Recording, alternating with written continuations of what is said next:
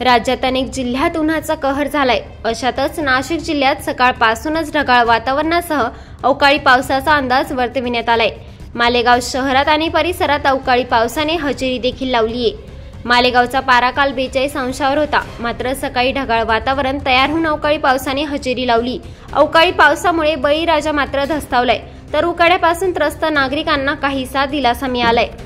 लासलगाव तसेच चांदवड तालुक्यातील सोनी, सांगवी, विटावे, सळसाणे, पाटे, कोलटेक परिसरात बेमोसमी पावसाने हजेरी लावली। काही ठिकाणी मुसळधार पावसाच्या सरी देखील बरसल्यात, त्यामुळे रस्त्यावरून देखील पाणी वाहू लागले, तर काही ठिकाणी हलक्या स्वरूपाचा पाऊस झालाय।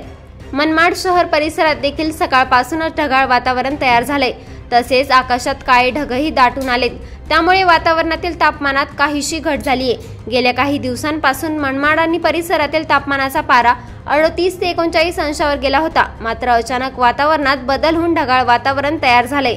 अवकाळी पावसाचा अंदाज वर्तविला जातोय। एकीकडे तापमानात घट झाली असली तरी दुसरीकडे मात्र ढगाळ वातावरणाने उष्म्यात वाढ झाली आहे।